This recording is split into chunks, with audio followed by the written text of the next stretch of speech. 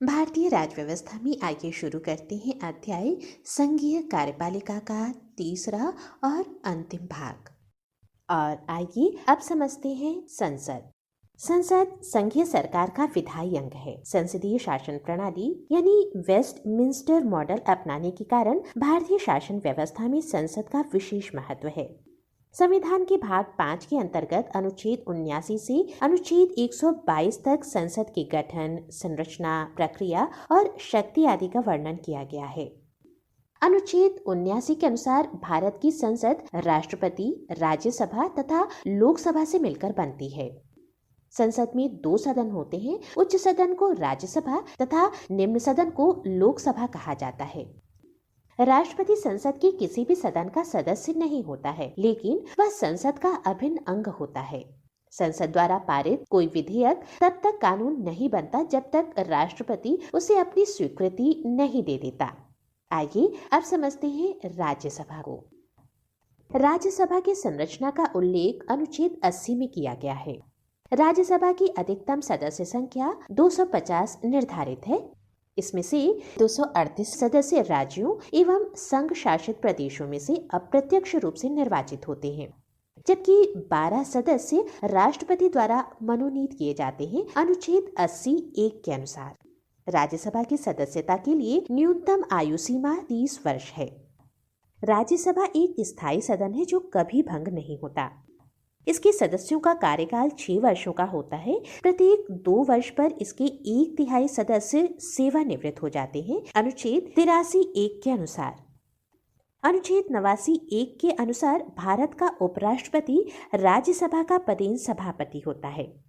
राज्यसभा के सदस्य अपने में से किसी एक सदस्य को राज्यसभा का उपसभापति चुनते हैं। अनुच्छेद 89(2) के अनुसार वर्तमान में राज्यसभा के उपसभापति हरिवंश नारायण सिंह हैं।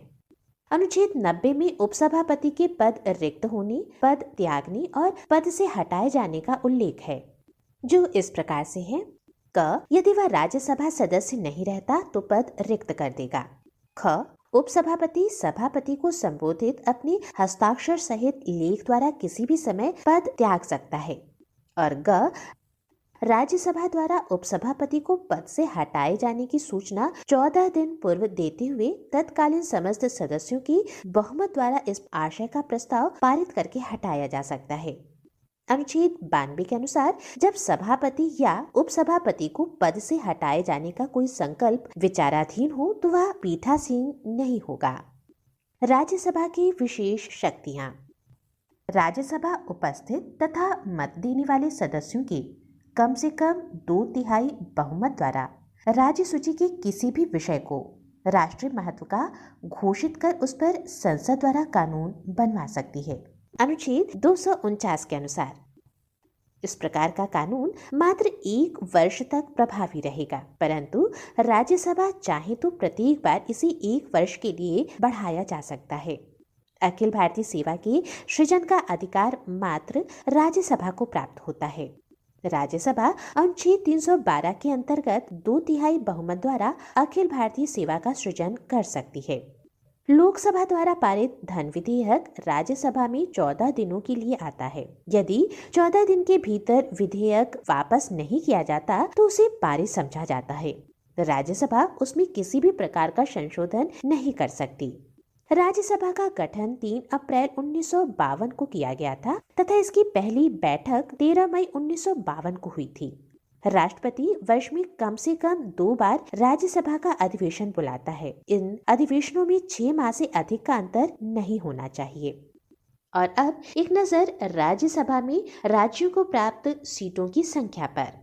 आंध्र प्रदेश को 11, असम राज्य को 7 सीटें राज्यसभा में प्राप्त हुई हैं। छत्तीसगढ़ को 5, गुजरात को 11, हिमाचल प्रदेश को 3, झारखंड को 6, केरल को 9, महाराष्ट्र को 19, मेघालय को 1, नागालैंड 1, ओडिशा 10, पंजाब को 7, सिक्किम त्रिपुरा को 1, उत्तराखंड को 3, तेलंगाना को 7, अरुणाचल प्रदेश को 1, बिहार को 16, गोवा को 1, हरियाणा को 5, जम्मू कश्मीर को 4, कर्नाटक को 12, मध्य प्रदेश को 11, मणिपुर को 1, मिजोरम को 1, राष्ट्रीय राजधानी क्षेत्र दिल्ली को 3, पुडुचेरी को 1, राजस्थान को 10, तमिलनाडु को 18, उत्तर प्रदेश को सर्वाधिक 31 और पश्चिम बंगाल को 16।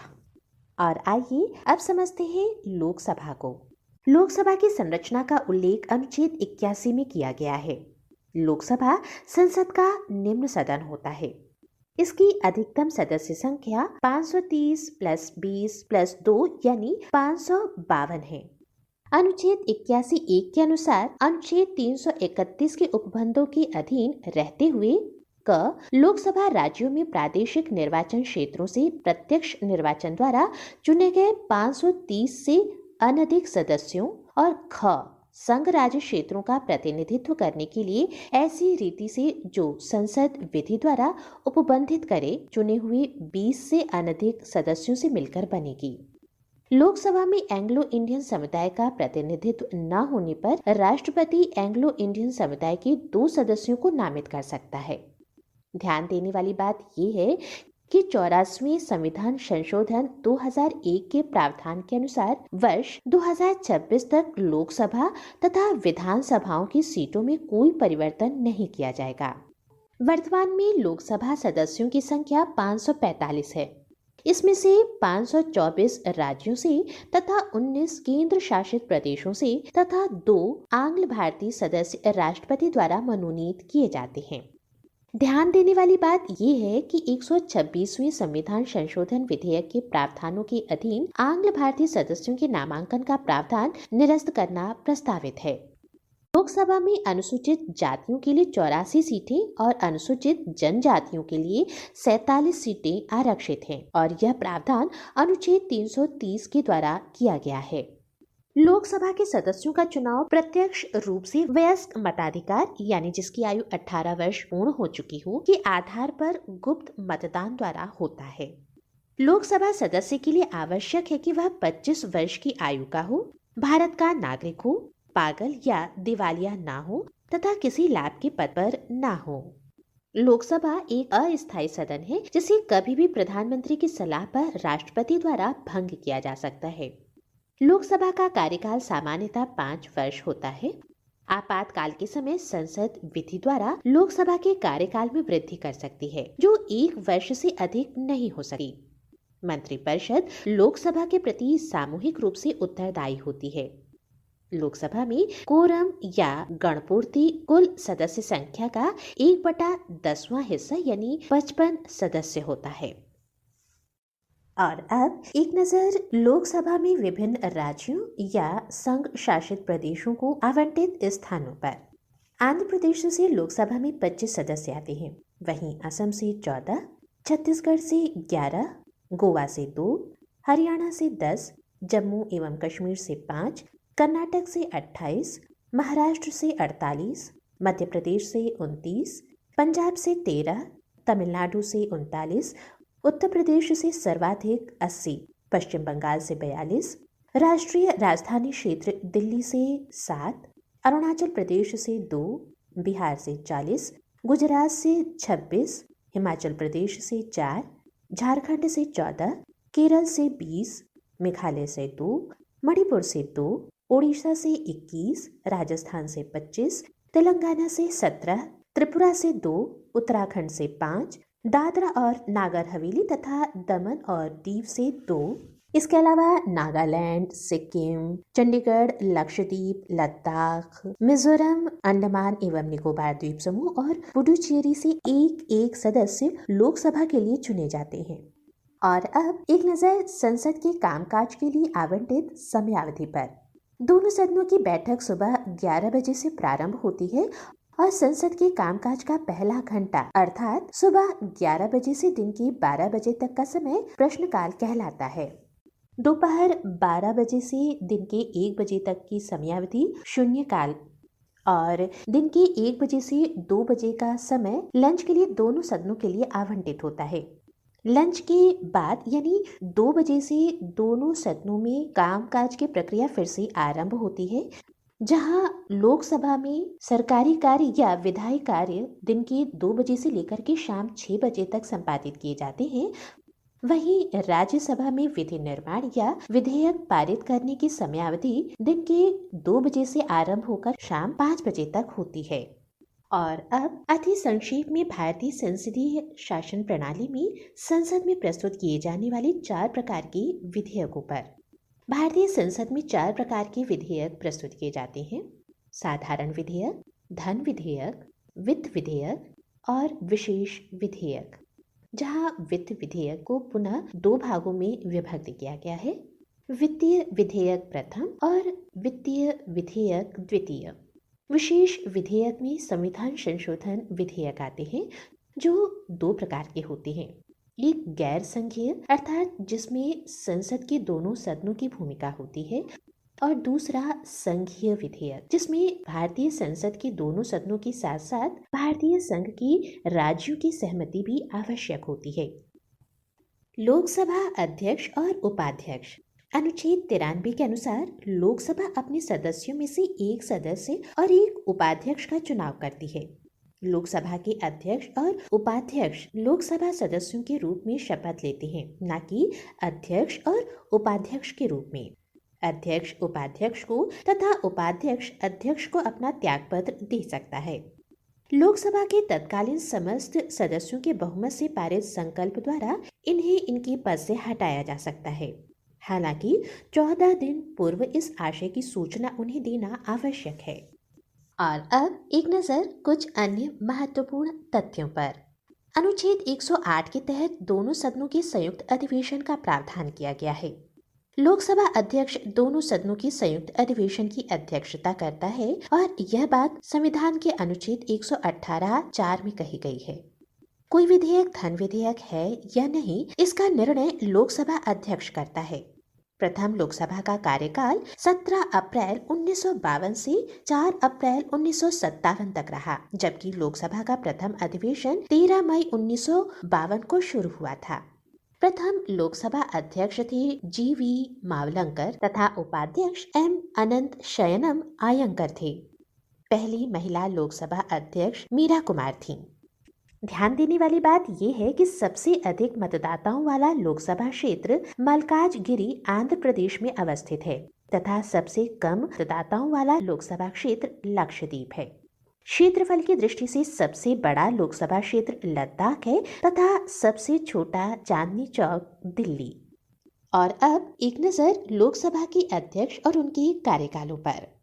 15 मई 1952 से 27 फरवरी 1956 की अवधि में लोकसभा के प्रथम अध्यक्ष रहे GV मावलंकर। M अनंत शयनम आयंकर लोकसभा के दूसरे अध्यक्ष बने और इनका कार्यकाल रहा 8 मार्च 1956 से 16 अप्रैल 1962। हुकुम सिंह लोकसभा के तीसरे अध्यक्ष बने और इनके कार्यकाल की अवधि रही 17 अप्रैल 1962 से 16 मार्च 1967। N संजीव रेड्डी का कार्यकाल 17 मार्च 1967 से 19 जुलाई 1969 और पुनः 26 मार्च 1977 से 13 जुलाई 1977 रहा। GS ढिल्लन लोकसभा के अध्यक्ष बनने वाले 5वें व्यक्ति रहे और इनका कार्यकाल 8 अगस्त 1969 से 17 मार्च 1971 रहा और पुनः वे 22 मार्च 1971 से 1 दिसंबर 1975 तक इस पद पर रहे। बलिराम भगत 15 जनवरी 1976 से 25 मार्च 1977 तक लोकसभा के अध्यक्ष रहे। KS हेगड़े इनका कार्यकाल 21 जुलाई 1977 से 21 जनवरी 1980 तक रहा। बलराम जाखड़ 22 जनवरी 1980 से 18 दिसंबर 1989 तक लोकसभा के अध्यक्ष रहे। रवि राय 19 दिसंबर 1989 से 9 जुलाई 1991 तक भारतीय लोकसभा के अध्यक्ष रहे। लोकसभा के अध्यक्ष के रूप में शिवराज V पाटिल का कार्यकाल 10 जुलाई 1991 से प्रारंभ होकर 22 मई 1996 तक का रहा। वहीं PA संगमा 23 मई 1996 से 23 मार्च 1998 तक लोकसभा के अध्यक्ष रहे। GMC बालयोगी 24 मार्च 1998 से 19 अक्टूबर 1999 और पुनः 22 अक्टूबर 1999 से 3 मार्च 2002 तक भारतीय लोकसभा के अध्यक्ष रहे। मनोहर जोशी 10 मई 2002 से 2 जून 2004 तक लोकसभा के अध्यक्ष रहे। सोमनाथ चटर्जी 4 जून 2004 से 31 मई 2009 तक इस पद पर रहे। मीरा कुमार 4 जून 2009 से 4 जून 2014 तक लोकसभा के अध्यक्ष के रूप में कार्य की। वहीं सुमित्रा महाजन 6 जून 2014 से 17 जून 2019 तक इस पद पर रहीं। वर्तमान लोकसभा अध्यक्ष श्री ओम बिरला 18 जून 2019 से इस पद पर कार्यरत हैं। और आइए अब समझते हैं संसद की वित्तीय समितियों को। लोक लेखा समिति, इसमें कुल सदस्यों की संख्या 22 होती है, जिसमें से 15 सदस्य लोकसभा से तथा 7 सदस्य राज्यसभा से लिए जाते हैं। इस समिति के अध्यक्ष को लोकसभा अध्यक्ष द्वारा मनोनीत किया जाता है। इसके सदस्यों का कार्यकाल 1 वर्ष का होता है। इसे प्राक्कलन समिति की जुड़वा बहन के रूप में भी जाना जाता है। प्राक्कलन समिति, इसके सदस्यों की संख्या 30 होती है, जो कि लोकसभा से ही लिए जाते हैं। इनका कार्यकाल 1 वर्ष का होता है। इसमें राज्यसभा के सदस्यों को शामिल नहीं किया जाता है। इसका अध्यक्ष लोकसभा अध्यक्ष द्वारा मनोनीत किया जाता है। सरकारी खर्चों में कमी लाने आदि विषयों पर यह समिति अपनी रिपोर्ट देती है। और आइए अब समझते हैं सार्वजनिक उपक्रम समिति को, जिसमें 22 सदस्य होते हैं, जिसमें से 15 लोकसभा से तथा 7 राज्यसभा से आते हैं। समिति के अध्यक्ष को लोकसभा अध्यक्ष मनोनीत करता है और कोई भी मंत्री इस समिति का सदस्य नहीं हो सकता। संघीय कार्यपालिका के इस अध्याय के अंत में आइए समझते हैं कुछ महत्वपूर्ण शब्दावलियों को। शून्यकाल, संसद के दोनों सदनों में प्रश्नकाल के बाद 12 बजे से 1 बजे के बीच का समय शून्यकाल कहा जाता है। इस दौरान सदस्यों द्वारा अति महत्वपूर्ण मामलों को उठाया जाता है।